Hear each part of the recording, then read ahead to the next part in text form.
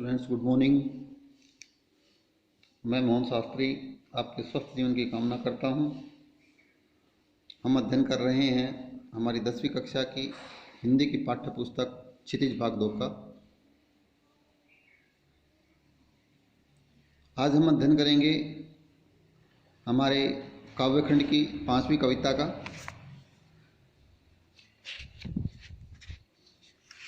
उत्साह और अट नहीं रही। इसके कवि का नाम है सूर्यकांत त्रिपाठी निराला।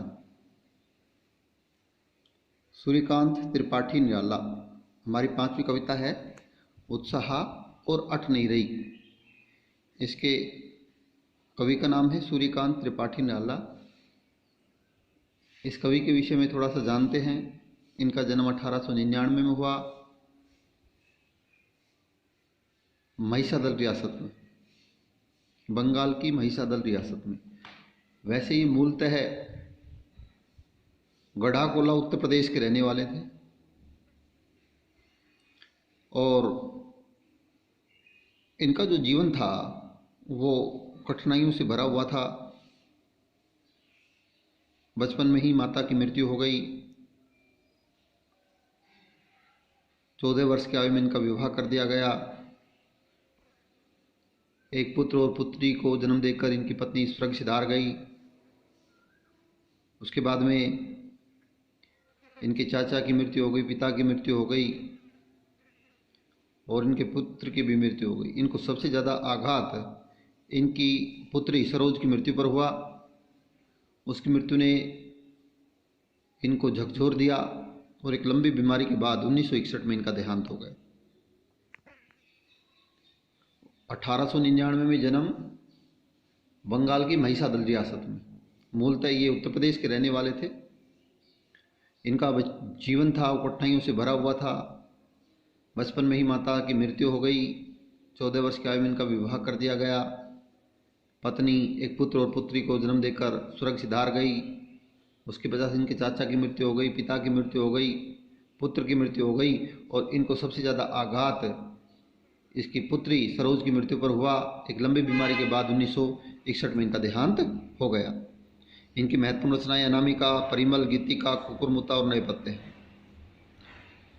निराला जी की रचनाएं निराला रचनावली के 8 खंडों में प्रकाशित है और इनकी जो काव्य भाषा है वो खड़ी बोली है। इन्होंने मुक्त छंद का प्रयोग किया है।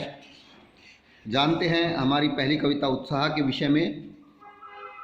उत्साह एक आह्वान गीत है। इसमें कवि ने बादलों को संबोधित किया है। कवि बादलों को पीड़ित शोषित जनों की आकांक्षाओं को पूरा करने वाला कहता है। कवि कहता है बादल गरजो, हे बादल भयंकर गर्जन करो, घेर घेर घोर गगन धारा धरो। धाराधर, धारा को धरने वाले बादल, हे बादल इस आकाश को घेर कर घोर गर्जन करो। ललित ललित, ललित होता है सुंदर। तुम सुंदर हो, काले घुंघराले, काले घुंघराले हो। बाल कल्पना के से बाले, तुम बच्चों की कल्पना के समान पले बड़े हो। विद्युत छवि उर में, तुम्हारे उर माने हृदय में, तुम्हारे हृदय में बिजली की छवि विद्यमान है। तुम कवि हो नव जीवन देने वाले, तुम नया जीवन देने वाले हो। वज्र छिपा, तुम्हारे अंदर कठोरता भी छिपी हुई है। नूतन कविता फिर भर दो, बादल कर दो। कवि कहता है कि हे बादल एक नई कविता का संचार करो और भयंकर गर्जन करो। विकल विकल उन्मन थे उन्मन, विश्व के निदाद के सकल। आए अज्ञात दिशा से अनंत के घन, तप्त धराजल से भर दो, शीतल कर दो, बादल कर दो। कवि कहता है विकल विकल, विकल होता है बेचैन, उन्मन होता है जिसका मन कहीं न लगे। संसार के सभी लोग, निदाद होता है भयंकर गर्मी के कारण। सकल जन सभी लोग, संसार के सभी लोग भयंकर गर्मी के कारण बेचैन और उन्मन थे। उनका मन कहीं नहीं लग रहा था। आए अज्ञात दिशा से अंदर, तभी अज्ञात दिशा से आकाश में बादल आ गए। तप्त धरा, उन बादलों को देखकर तभी कहता है कि हे बादल अपने शीतल जल से इस तपती हुई धरा, तप्त धरा तपती हुई धरती को शीतल कर दो, हे बादल भयंकर गर्जन करो। ये कविता हमारी कंप्लीट हो गई है। एक बार पुनः इसका रिवीजन करते हैं। कवि का जो विषय है वो बादल है। कवि बादलों, ये एक आह्वान गीत है। कवि बादलों को संबोधित करते हुए कहता है कि हे बादल भयंकर गर्जन करो, इस आकाश को चारों ओर से घेर कर भयंकर गर्जन करो।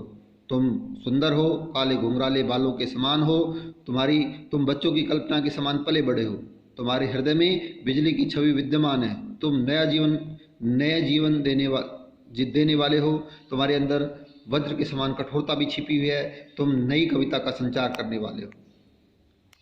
भयंकर गर्मी के कारण संसार के सभी लोग परेशान थे, उनका मन कहीं लग रहा था। तभी आकाश में अज्ञात दिशा से बादल आ गए। उन बादलों को देखकर कवि कहता है कि हे बादल, इस तपती हुई धरती को अपने शीतल जल से शीतल कर दो। इस कविता को अच्छी तरह हमने समझना है, अपनी फिर नोटबुक में करना है।